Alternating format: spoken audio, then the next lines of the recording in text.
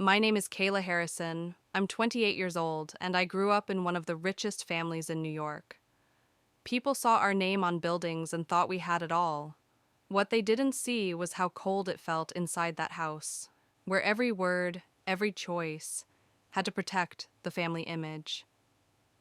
When I passed the bar exam, I thought I had finally done something that would make them proud. At my brother's engagement dinner, I stood tall, waiting for a smile, a word of recognition. Instead, my father looked at me across the table and said, "You don't have a home here anymore." Then he told me to get out. That was the night I lost my family. But it was also the night I began my real life. If you've ever felt invisible in your own family, or pushed aside no matter how hard you tried, then stay with me. This is the story of how I was betrayed, how I was forced to start over, and how I found strength in the very moment I lost everything. And before we go deeper, I'd love for you to like this video, subscribe, and share it, because no one should ever face the pain of being rejected by their own family alone. When people heard the name Harrison in New York, they thought of skyscrapers that touched the clouds, polished lobbies filled with marble and glass, and neighborhoods transformed by massive development projects. My father, Richard Harrison, had spent his life building Harrison Development into a powerhouse, and his empire stretched across the city like a shadow. To the outside world, that name was synonymous with wealth, legacy, and influence. To me, it was a weight I carried every single day. Our home reflected everything the family wanted people to believe about us. The mansion on Fifth Avenue looked more like a museum than a place to live, filled with priceless art, antique chandeliers, and furniture chosen not for comfort but for prestige. Guests walked through those doors and whispered in awe, but I grew up knowing that beauty came with a silence so heavy it pressed on your chest. Every conversation was measured, every gesture rehearsed. Even the dinners, with crystal glasses and silver cutlery, felt less like family gatherings and more like performances staged to uphold an image. My mother, Margaret, was the director of that performance. She was elegant, always immaculate, and she had mastered the art of turning life into a social presentation. To her, love was shown through appearances, through the right dress at the right event, the perfect smile and the perfect photo. When I was little, I thought she was beautiful like the women in magazines. As I grew older, I realized she was also distant, as if the idea of being a mother was secondary to being the matriarch of a dynasty. She measured my worth not by my laughter, my dreams, or my kindness, but by how well I fit the image she needed to maintain. And then there was my father. Richard was the kind of man who commanded a room without speaking, the kind who believed success excused cruelty. To him, children were not individuals with dreams of their own.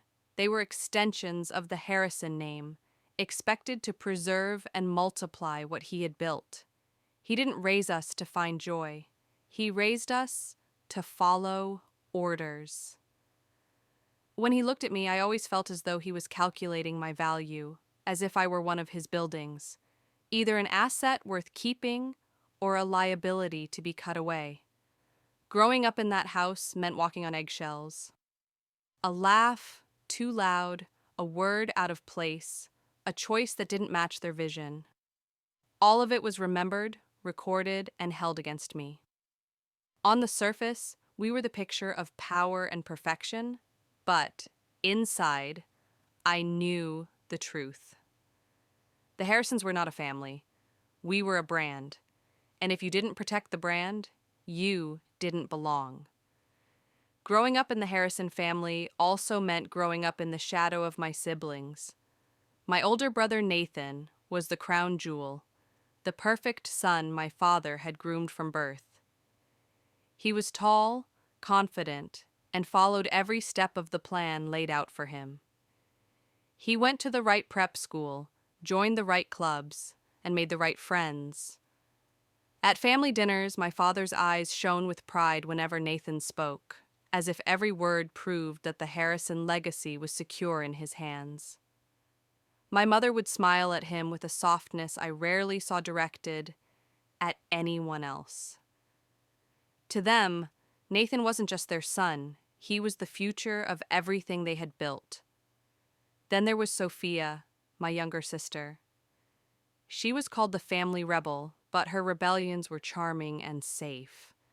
She went to Brown instead of Harvard, studied art history instead of business, and sometimes dated people outside of my father's carefully selected circle.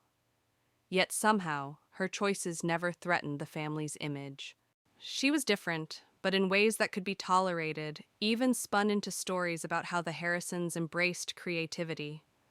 My mother would sigh about Sophia's independence, but it was always with a smile, always with the knowledge that Sophia would still fall in line when it mattered. And then there was me. Between Nathan's perfection and Sophia's charming defiance, I was the one who didn't fit the narrative. My questions were never endearing. My choices were never seen as bold. They were seen as failures, as embarrassments. When I wanted to volunteer at a legal aid clinic in high school, my father slammed his fist on the table, demanding to know why I would waste my time with people who, in his words, didn't matter. When I chose pre-law instead of business at Harvard, my mother told me quietly that I was breaking her heart. Every step I took that led me away from the family business was met with disappointment, sighs, and silence. What hurt the most wasn't just their words, but the comparisons that came after. "Why can't you be more like Nathan?" my father would ask when I came home with grades he considered less than perfect, though I had studied harder than anyone. "Why can't you be easier, like Sophia?" my mother would whisper when I challenged the family's polished image. The message was always the same. Nathan brought pride. Sophia brought charm. I brought shame. By the time I was an adult, those comparisons had carved deep wounds inside me. I stopped expecting praise. I stopped expecting to be understood.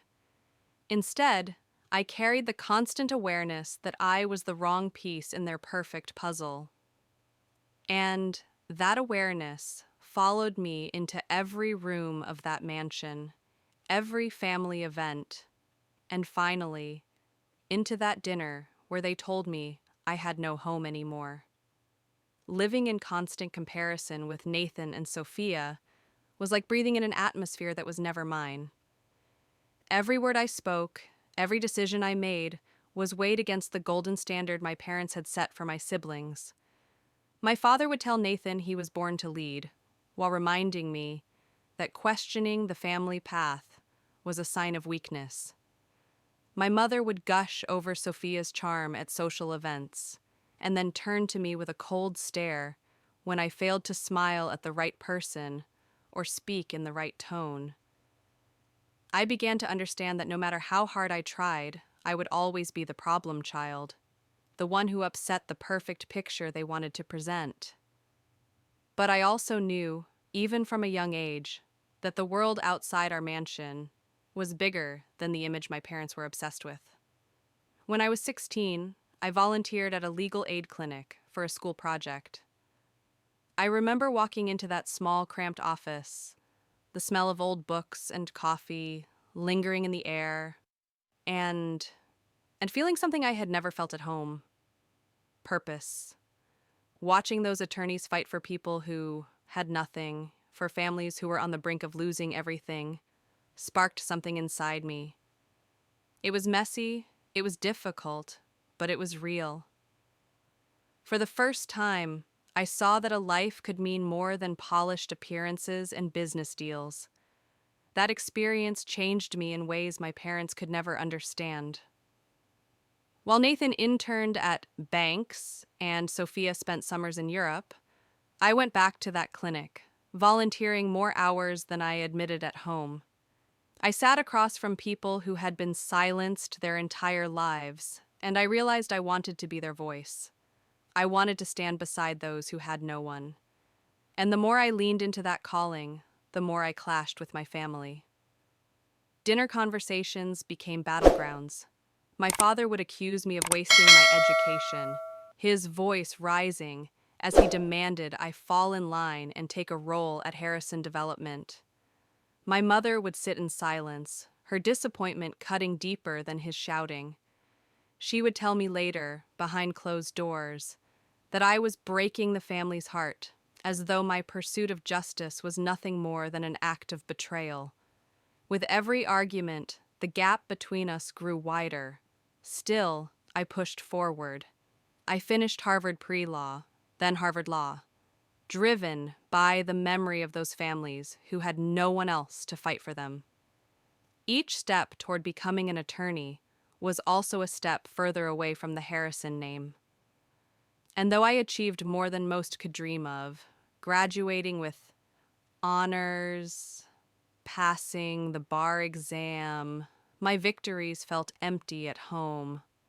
To them, it wasn't success unless it served the family brand. By the time I sat down at that dinner table on the night of Nathan's engagement, I already knew the lines had been drawn. They saw me as the daughter who refused to obey, the stain on their perfect legacy. But what I didn't know was that this time, they wouldn't just criticize me. This time, they would erase me. The night of my brother's engagement dinner was supposed to be a celebration, but for me it felt like walking into a carefully staged performance, where I already knew my role would be that of the outsider. The Harrison mansion glittered more brightly than ever that evening. Every chandelier polished to perfection, every flower arranged with calculated elegance. The dining room table stretched endlessly, set with crystal glasses that reflected the light like tiny stars and silver cutlery that gleamed as if no hand had ever touched it. It was a room built for power, not for comfort, a place where appearances mattered more than truth. I arrived last, not because I wanted to, but because I had lingered outside in the cold air for as long as I could, gathering courage before stepping inside. I smoothed my navy dress, the one piece of clothing my mother had once complimented, and adjusted the pearl earrings my grandmother had left me, clinging to the hope that those small choices might soften their judgment. As I entered, the sound of laughter and clinking glasses hit me like a wall. Everyone else was already gathered, their faces glowing with the kind of approval I had rarely known. Nathan stood near the fireplace with Olivia by his side, his hand proudly resting on hers as he told their engagement story for what must have been the 100th time. He looked every bit the heir my parents had dreamed of, confident and polished, while Olivia glowed with the kind of beauty that seemed rehearsed rather than natural. Her smile widened when she saw me, but it wasn't warmth I felt. It was the kind of smile that assessed and judged, the smile of someone who knew she fit the family's mold better than I ever would. My father sat at the head of the table, his posture rigid, his presence dominating the room even before he spoke. He glanced at his watch as I walked in, a silent reminder that in the Harrison household, arriving on time was still late. My mother rose to greet me, her perfume delicate but her words sharp. "You could have done something more with your hair," she whispered, as if the fate of the evening hinged on the way I wore it. She kissed my cheek lightly, her lips cold against my skin, then returned to her seat, her expression unreadable. Sophia sat across the table, her phone in her hand, pretending not to notice me, but her eyes flicked up with a glimmer of curiosity. She was always careful to appear detached, never choosing sides outright, but I could see the unspoken questions in her gaze. For a moment I wondered if she felt the same suffocating pressure I did, or if she was simply better at hiding it. The butler announced dinner, and we all took our places. The first course was served, a lobster bisque that probably cost more than what one of my future clients at Legal Aid earned in a week. The aroma filled the room, but it felt like I was breathing through smoke, the weight of unspoken tension heavy on my chest. I sat down, folding my hands in my lap, telling myself to endure, to smile, to get through this night without provoking the storm I sensed was waiting. As Nathan recounted the details of his proposal on a private yacht, complete with fireworks and a violinist flown in from Europe, I forced myself to nod, to smile, to act impressed. My parents beamed with pride, their eyes shining with the satisfaction that came from knowing their son was securing both love and legacy in one perfect package. Olivia glanced at me when Nathan described the diamond ring, her tone sweet, but her words edged with steel when she added, "It takes a certain kind of man to make such a grand gesture. Not everyone gets that kind of future." The room chuckled politely, but her eyes lingered on me, making it clear who she meant. I sat there, heat rising in my face, swallowing the ache in my throat. I reminded myself that I was here to share my own news, that maybe this time my accomplishments would matter, that perhaps tonight would be different. But deep down, beneath the pearls, beneath the carefully chosen dress, I knew the truth. This wasn't a dinner to celebrate love or family. It was a stage where roles had already been written, and mine was never meant to be the heroine. As Nathan's story drew to an end, the room erupted in polite applause. The kind of applause reserved not for love, but for a business deal successfully closed. My father raised his glass, his voice booming with pride as he toasted to Nathan and Olivia, to their future, to the union of two powerful families. Everyone smiled, and for a moment I let myself believe that maybe the spotlight would shift, that maybe this was my chance to finally be seen. My heart pounded as I drew in a breath, the words already forming on my tongue. "I passed the bar exam," I said, my voice steady, though my palms trembled under the table. "I wanted to thank you both for supporting me through law school. I know it wasn't the path you would have chosen for me, but I thought you should know I've been offered a position at the New York Legal Aid Foundation." The clinking of cutlery stilled. The hum of conversation fell away. For a moment, it felt as if even the air in the room froze.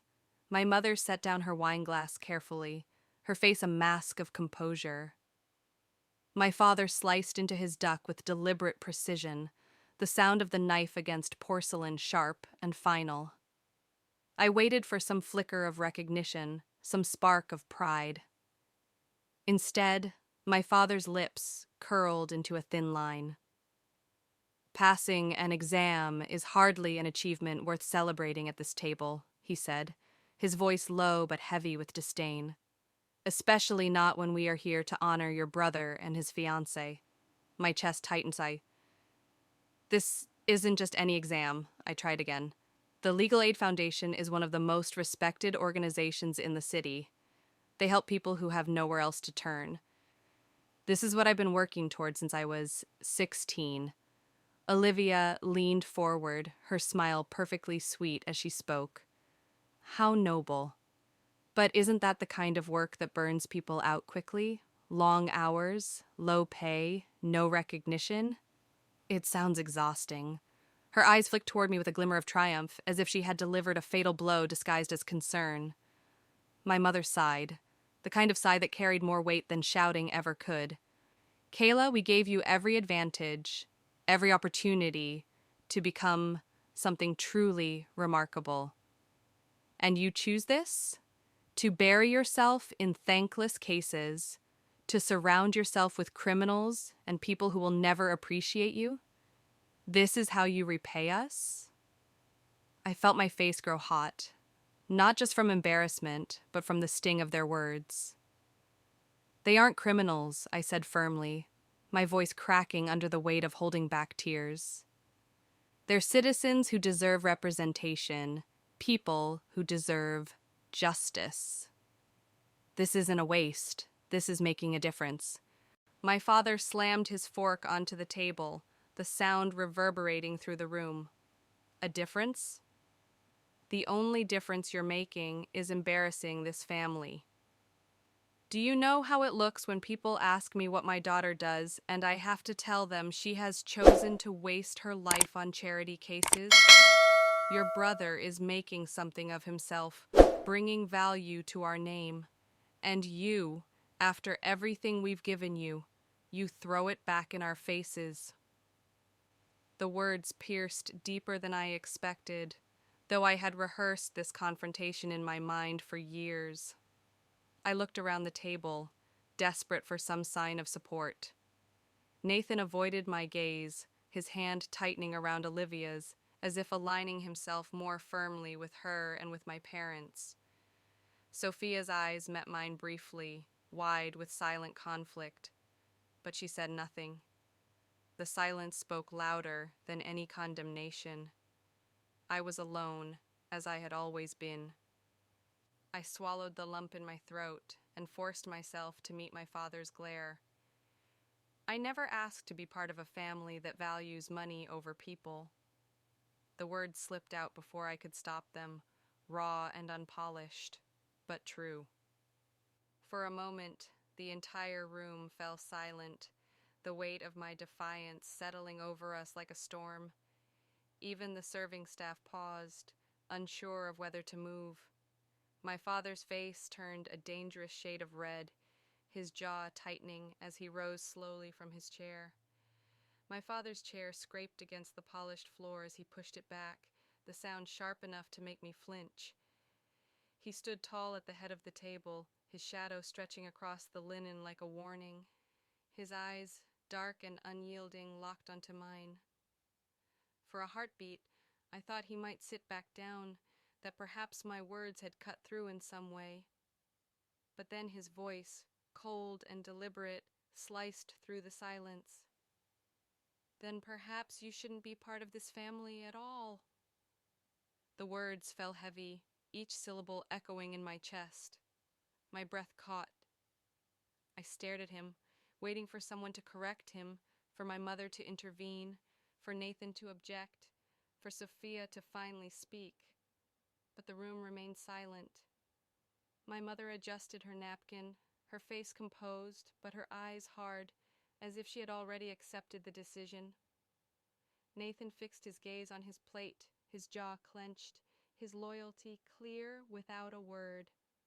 Sophia's phone rested idle on the table now, her hands clasped tightly in her lap, her knuckles white, but still she said nothing. I felt the heat rising in my face, tears burning at the edges of my eyes, but I forced them back. I would not cry here, not in front of them. My voice trembled as I whispered, "You can't mean that." My father leaned forward, his hands pressing into the table with enough force to rattle the silverware. "I mean every word. If you insist on throwing away the future we built for you, then you are no longer welcome here. You are not part of this family anymore. Don't come back." The finality of his tone left no room for argument. He had passed his sentence, and I was already condemned. "Richard," my mother said softly, her hand brushing his arm, but it was not a plea to stop. It was more a gesture to calm him, to manage the optics, even in this moment. She did not contradict him, she did not defend me.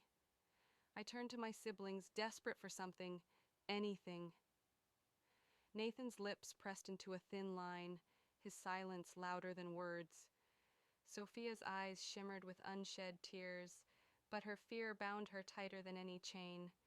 She looked at me with sorrow, but remained frozen, unwilling or unable to step into the fire with me. My father's voice cut through again. "Wilson," he commanded, calling the butler who had known me since childhood. The older man appeared in the doorway, his face etched with discomfort. "Please escort my former daughter out. Her apartment keys are on the hall table. Make sure she takes them, as she will find her financial access has been revoked effective immediately." Wilson hesitated, his gaze flickering to me with something like pity. For a moment, I saw the man who had bandaged my knees when I fell, who had slipped me cookies after dinners when I was punished. His lips parted as if he wanted to protest, but then he lowered his eyes and nodded. "This way, Miss Kayla." The words stung more than I expected. Miss Kayla, not simply Kayla, not part of them anymore. I stood slowly, my chair scraping against the floor as the rest of the family carried on as though nothing had happened. Forks lifted again, wine glasses tilted, the conversation shifting seamlessly back to wedding plans and business deals. My absence was already being erased. Wilson handed me my coat in the foyer, along with a small envelope. Inside were my apartment keys, the same keys that suddenly felt useless now that my parents had cut off everything that sustained my life. He leaned closer as he draped the coat over my shoulders. "I'm sorry," he whispered, his voice barely audible. "This isn't right." I swallowed hard, my throat tight, and nodded. "Thank you, Wilson." The front door closed behind me with a decisive click, the lock turning on what had once been my home. I stood there for a long moment, the night air cold against my skin, the mansion looming behind me like a fortress I could never re-enter. The pearls at my ears, a gift from my grandmother, were the only thing connecting me to a time when I had felt loved in that house. I took a step down the stone stairs, each movement heavy with the weight of finality. That night, in front of the people who were supposed to love me unconditionally, I had been stripped of my family, my security, and my place in the world. I walked away, not knowing where I would go, only knowing that whatever came next, I would face it alone. The night I was thrown out of my parents' house, I stepped into the freezing air with nothing but the clothes on my back and the weight of humiliation pressing down on me. For a long time, I just stood there on the stone steps, staring at the heavy wooden doors that had closed so firmly behind me. I kept expecting someone to come after me, to tell me it was all a mistake, that my father hadn't meant those words. But the silence of the mansion was unbroken, and I knew no one was coming. I had been erased, as if my 28 years under that roof had never happened. I pulled my coat tighter around me, my grandmother's pearls cold against my skin, the only piece of her love I still carried. I tried calling a cab, but my phone buzzed with notifications I hadn't seen until that moment. The banking app that once reassured me now displayed error messages. My credit cards were declined, my accounts inaccessible. My father hadn't just cut me out emotionally. He had locked me out of every resource I had ever relied on. It wasn't just rejection, it was exile. By the time I reached my apartment, my key still fit in the lock, but the emptiness inside felt different. I checked the mailbox and found a letter waiting, an official notice that the lease had been terminated under my father's name as guarantor. The landlord's words were polite, even apologetic, but they boiled down to one truth. I no longer had a home here either. I sank onto the couch, my body heavy with exhaustion, and stared at the walls that had once felt like mine. Tomorrow, they would no longer belong to me. That night, I couldn't sleep. I kept hearing my father's words in my head, each repetition sharper than the last. "You don't have a home here anymore." The phrase circled endlessly until it lost its edges and became a dull ache in my chest. I wrapped myself in a blanket, scrolling through my contacts, trying to decide who I could possibly turn to. Friends I had known through my family's connections felt impossible to reach out to. They were too tied to my parents, too entangled in the same world that had cast me out. Eventually, my eyes landed on one name, the only person I trusted. Jasmine Miller, my closest friend since college. When she answered, her voice was warm but edged with worry. I tried to sound casual, as I asked if I could stay with her for a few days, but the crack in my voice gave me away. She didn't press for details, just told me to come over. I packed what I could into a single duffel bag, pausing at the sight of my books, my notes, my framed photos. It felt impossible to choose, but in the end, I left almost everything behind. The truth was, none of it mattered anymore. At Jasmine's tiny apartment, I slept on her couch, the springs digging into my back, but I was grateful beyond words. In the morning, I woke to the smell of coffee and the sound of her bustling in the kitchen.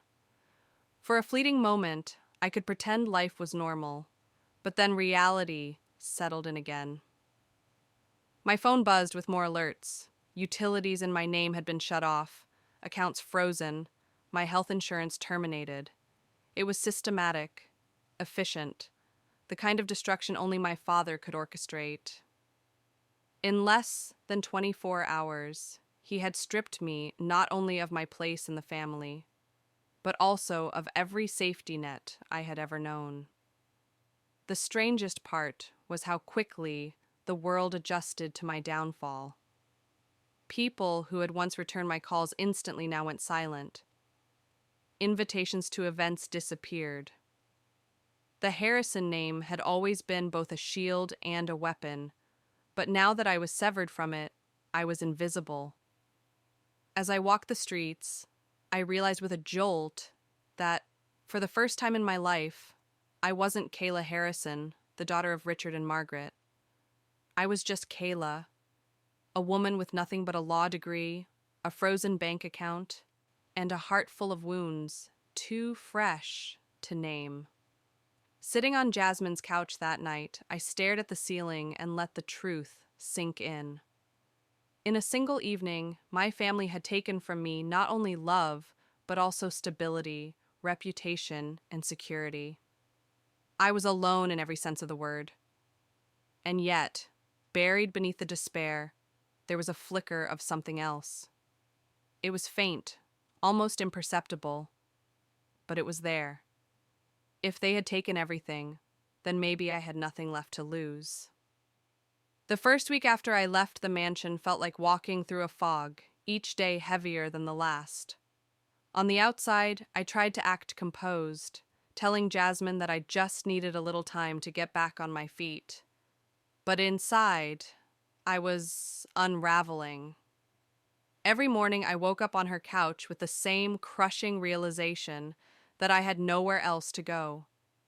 The girl who had once walked into rooms with the confidence of a Harrison now avoided her own reflection in the mirror. I didn't want to see the hollow eyes staring back at me, eyes that no longer belonged to the woman I thought I was. The practical problems came quickly. My savings had been absorbed into accounts under my father's control, leaving me with barely anything. I pawned off the last pieces of jewelry I had, except for my grandmother's pearls, which I couldn't bring myself to part with. That money paid for groceries and the subway, but it was gone within days. Each time I handed over cash, I felt the sting of humiliation. I had grown up never once thinking about money, never questioning whether my card would go through. Now I counted every dollar, every coin, terrified of running out completely. I also began to understand the fragility of the people I had once wanted to serve. At the legal aid office, where I had dreamed of working, clients sat in waiting rooms, clutching eviction notices, their lives unraveling for reasons beyond their control. And suddenly, I wasn't just sympathizing with them. I was one of them. I looked at their tired faces and saw myself reflected back. A woman stripped of security, waiting for someone to believe her story mattered. The difference was that I had chosen this path, at least in part, by defying my family. They had never had the choice. That realization cut me deeply, filling me with both empathy and guilt. At night, the silence was the worst. Lying awake on the couch, I replayed every word my father had spoken, each insult my mother had wrapped in disappointment. I asked myself over and over if I had pushed too hard, if maybe I should have kept quiet about my job and played the role they wanted just a little longer. But then the anger surged. Why was their love so fragile that it shattered the moment I chose my own path? Why did belonging in that family require me to betray everything I believed in? The push and pull of shame and defiance tore at me. In the daylight, I felt exposed, pitied, a fallen Harrison who couldn't even pay her own bills. At night, I felt a fire burning in me, whispering that maybe this was the freedom I had been waiting for, the chance to prove that I could survive without them. That tension lived in me constantly, the part of me that wanted to curl into Jasmine's couch and disappear, fighting against the part of me that wanted to stand up taller than ever before. Sophia called me once during that time. Her voice was quiet, nervous, as though she were speaking from behind locked doors. She told me she was sorry, that she had wanted to defend me but couldn't. She confessed that our father had threatened to cut her off too if she dared to stand by me. Her apology was sincere, but it left me feeling even more isolated. If she, the one person who had ever shown me a flicker of understanding, was too afraid to reach across the chasm, then what chance did I have? I hung up the phone that night, with tears streaming down my face, realizing that my family ties were not just frayed, they were severed. Still, in the middle of that despair, a stubborn spark refused to die. I told myself that if I had survived their rejection, I could survive anything. I had chosen this path because I believed in justice, in standing with those who had no one else. Maybe now it was time to see if I could stand for myself. Just when I thought the weight of my family's rejection might crush me completely, something happened that shifted everything. It was a rainy afternoon, the kind where the clouds hang low and the streets glisten with a steady drizzle. I was sitting in the cramped coffee shop near Jasmine's apartment, nursing a cup I could barely afford, when my phone buzzed with a call from an unfamiliar number. Normally, I would have ignored it, but something inside urged me to answer. "Kayla Harrison?" the voice asked, calm and measured. "This is Edward Collins. I was your grandmother Rose's attorney. I'd like to meet with you if you're available." Hearing my grandmother's name spoken aloud after so long jolted me. Rose Harrison had been the only one in my family who ever made me feel loved without conditions. She had died years earlier, but I still carried her pearls as a reminder of her warmth. The thought of her attorney reaching out to me now seemed almost impossible. And yet, there he was, waiting for my reply. We arranged to meet at his office the following day. I spent the night turning over every possibility in my mind. Maybe it was about an old piece of jewelry, maybe some forgotten document. I tried not to hope, but the truth was I was desperate for any connection to my grandmother, desperate for something that still tied me to love in a family that had cast me out. Edward's office was nothing like the towering glass buildings I had grown up around. It was small, lined with shelves of worn books, the kind of place that smelled faintly of leather and old paper. He greeted me warmly, gesturing for me to sit across from him. His eyes were kind, but there was a seriousness in his expression that made my stomach tighten. "Your grandmother left something for you," he began, folding his hands together. "Something your parents never told you about. Rose created a trust fund in your name, valued at $3 million. It was designed to be released to you upon passing the bar exam." For a moment, I couldn't breathe.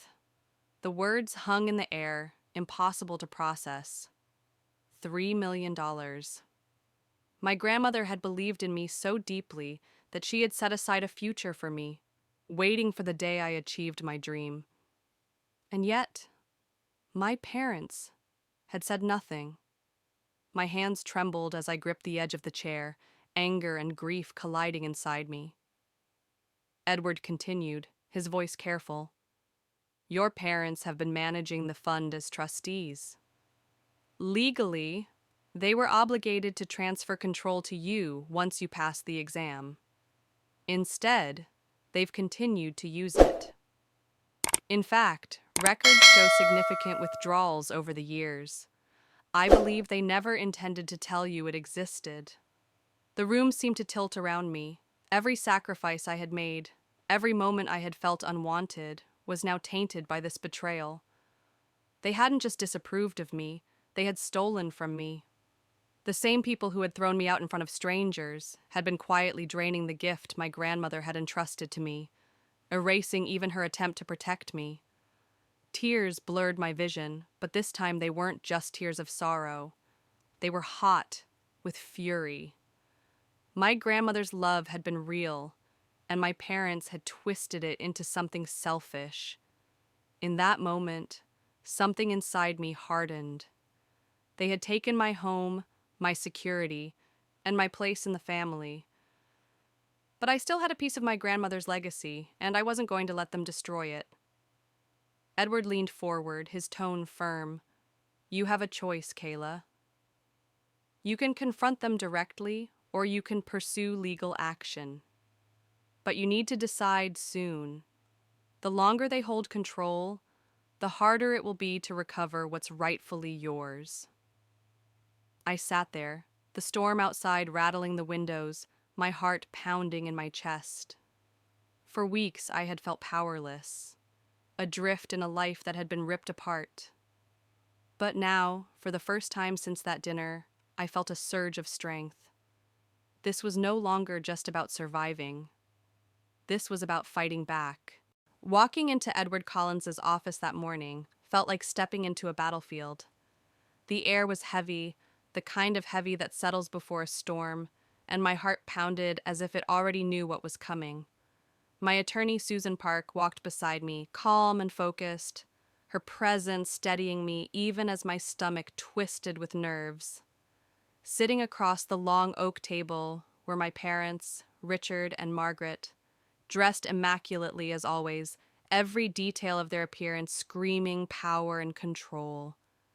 Nathan was there too, perched on the edge of his chair like he was ready to pounce, and Olivia sat beside him, her lips curled in a faint smile that carried more malice than warmth. Sophia lingered at the far end, her eyes flicking between us nervously, as though she wished she could vanish into the wall. Edward began with the facts, his voice even and professional. As you know, Mrs. Rose Harrison established a trust fund in Kayla's name, to be transferred upon her passing the bar exam. The condition has been fulfilled. It is time the assets come under her direct control. He slid a folder across the table, filled with documents that bore the weight of truth. My father's jaw tightened as he glanced at the papers, but he did not touch them. Instead, he leaned back in his chair, his eyes locked on mine. You think you can walk in here and take what you don't understand? His voice was calm, but the edge beneath it was razor sharp. This fund was meant to protect the family. You've chosen to walk away from us. That means you've chosen to walk away from everything tied to us. I felt the heat rise in my chest, but I forced my voice to remain steady. This isn't about the family. This is about me and Grandma.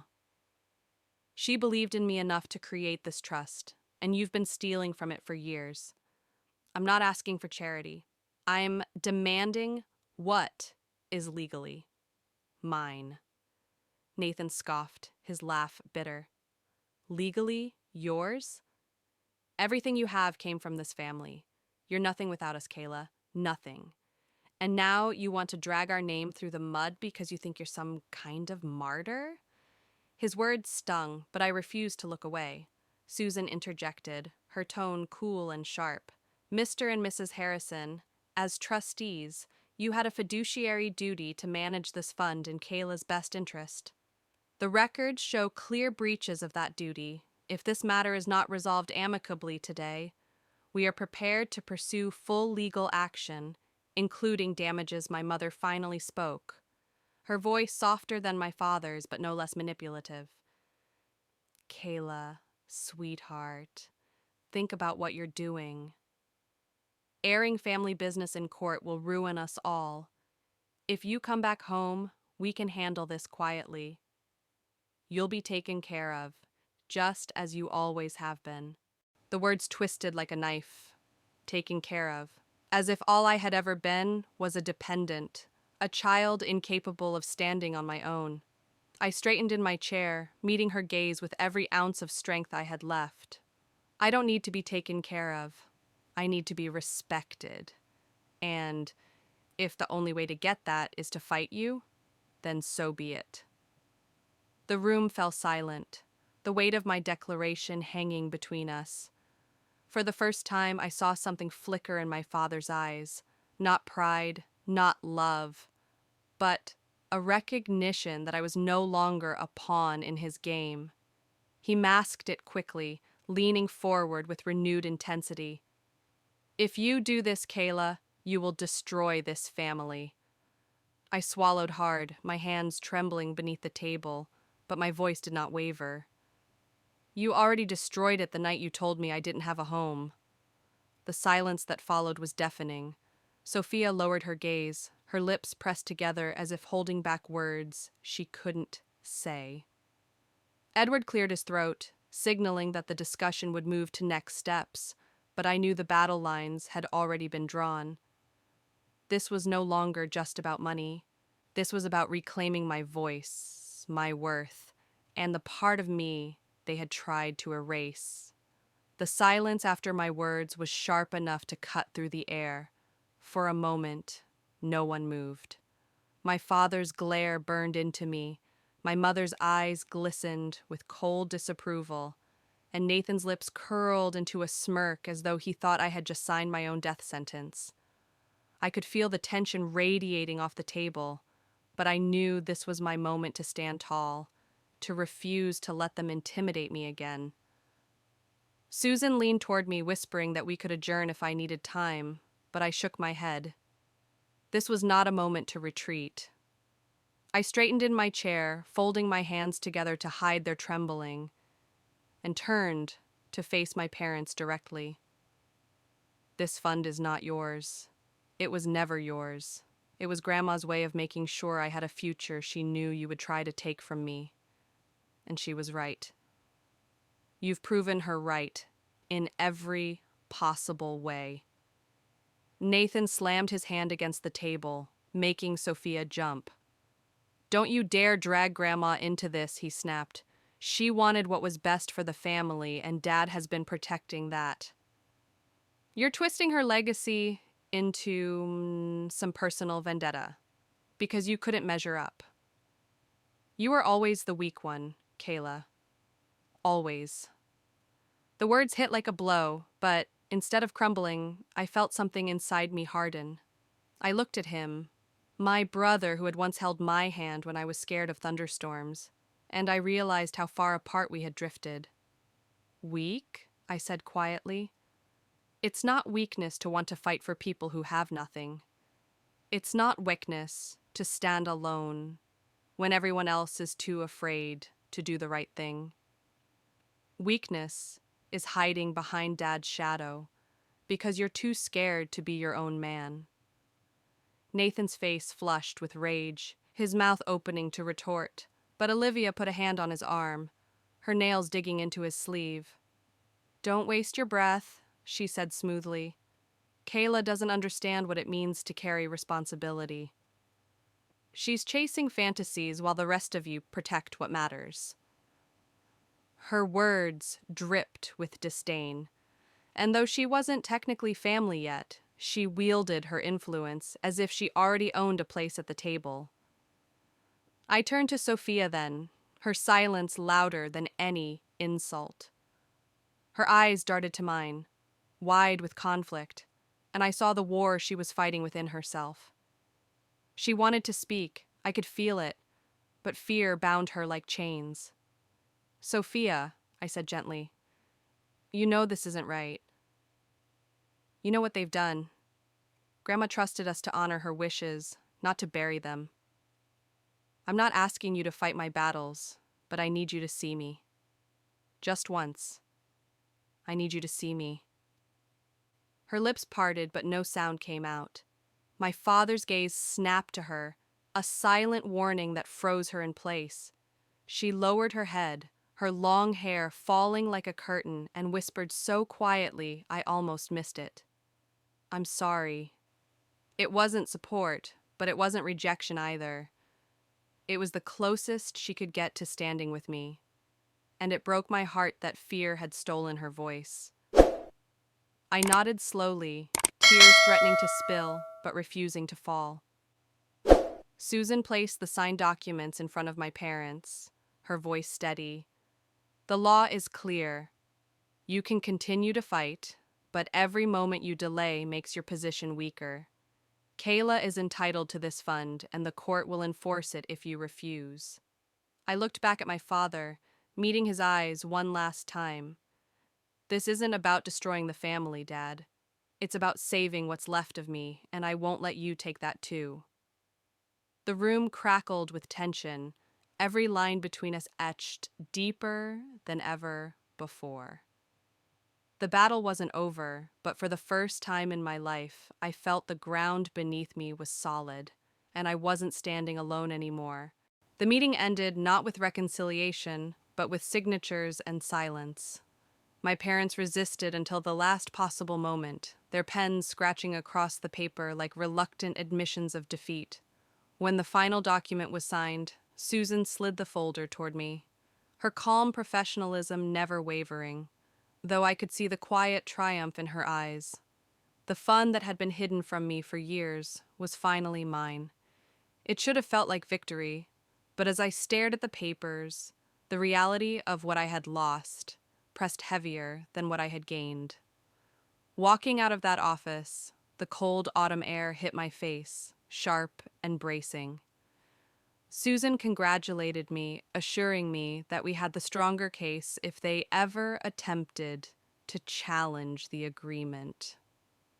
I thanked her, but my voice was distant, carried away on the whirlwind of emotions inside me.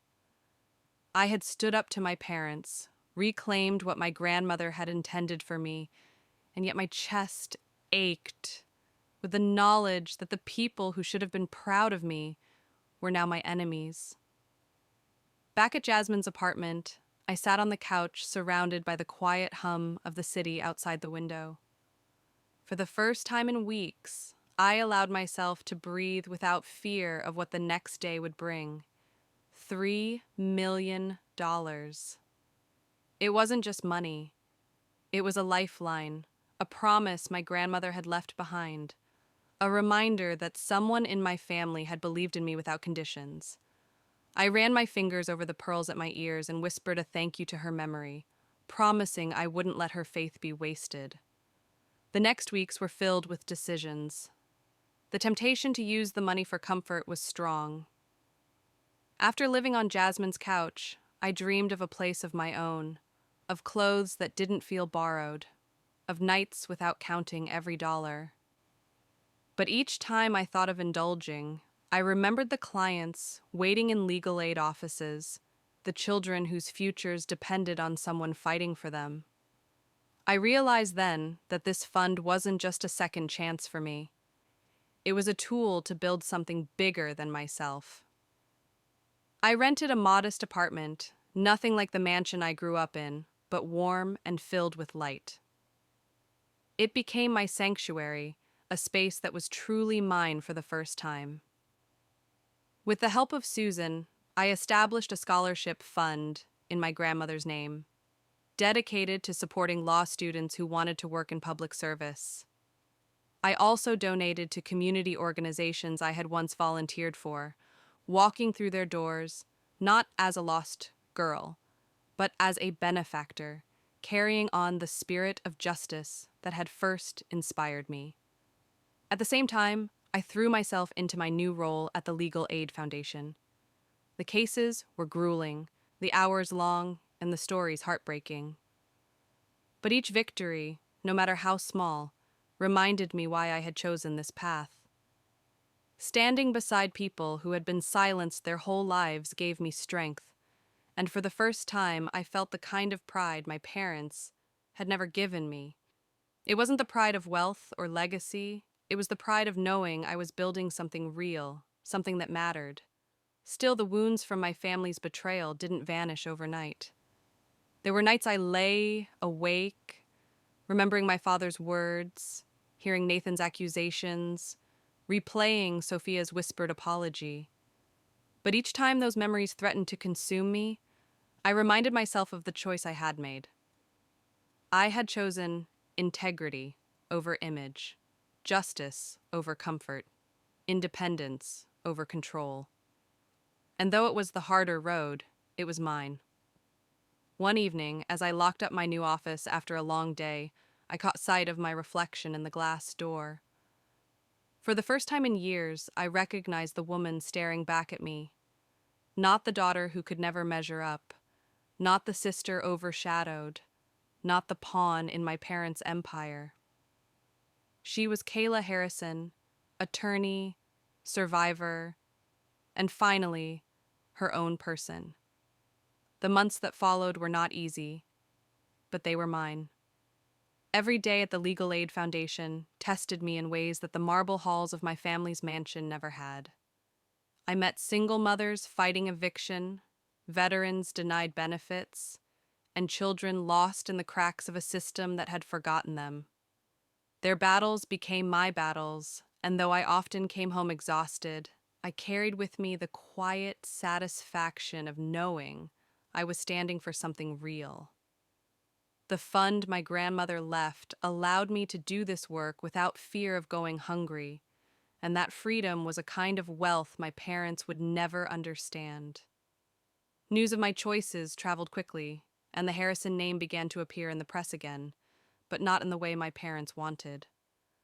Articles painted the picture of a daughter, disowned yet determined, of a young attorney who had taken her family to task and won. Some journalists called it a scandal, others a victory. For me, it was simply the truth being told out loud, and I no longer shrank from it. I knew every word was a wound to my father's pride, and in a quiet way, that was justice. I learned through whispers from old contacts that the empire my father worked so hard to preserve had begun to crack. Business partners grew wary of his name, investors questioned his decisions, and Nathan, despite his arrogance, struggled to carry the weight that had been so carefully placed on his shoulders. Olivia was no longer smiling in the photographs that appeared in society pages. The image of the perfect Harrison family was unraveling, not because of me, but because the foundation they had built was already hollow. My confrontation had only exposed the truth. Sophia reached out to me one evening. Her voice was tentative, her words hesitant. But she confessed that watching me stand against our parents had changed something inside her. She admitted that she envied my courage, that she had lived too long in fear of losing the privileges tied to their approval. For the first time, I felt a bridge being rebuilt between us. It wasn't forgiveness or full reconciliation, but it was a start. I told her she had her own choices to make, and that love only mattered when it was free of conditions.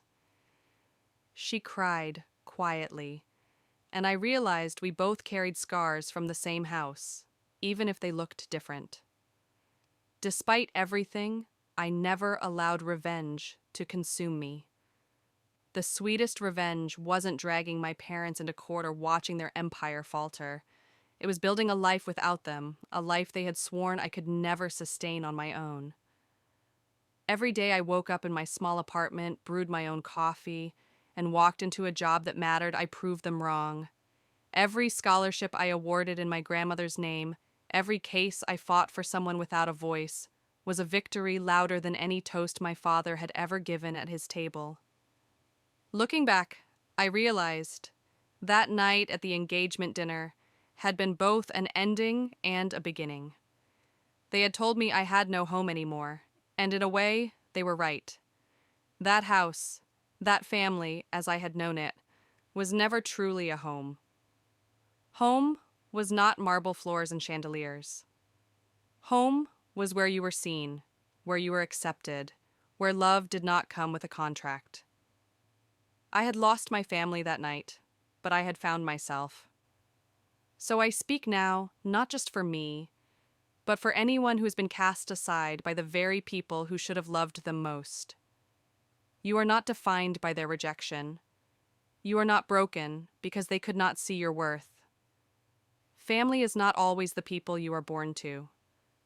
Sometimes, family is the one you build with your own hands, out of friendship, loyalty, and love freely given. And that is the truest revenge of all. That was my journey.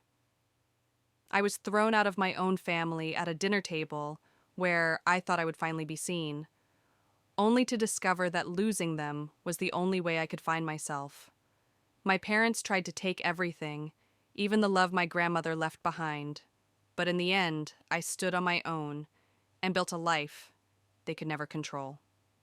If you take anything from my story, let it be this. Real family is not about blood, money, or appearances. Real family is where love has no conditions, and sometimes you have to create it yourself. Thank you for staying with me through this journey. If my story spoke to you, please like this video, subscribe to Revenge Stories Uncovered, and share it with someone who needs to hear it. Because no one should ever feel alone when their own family turns against them.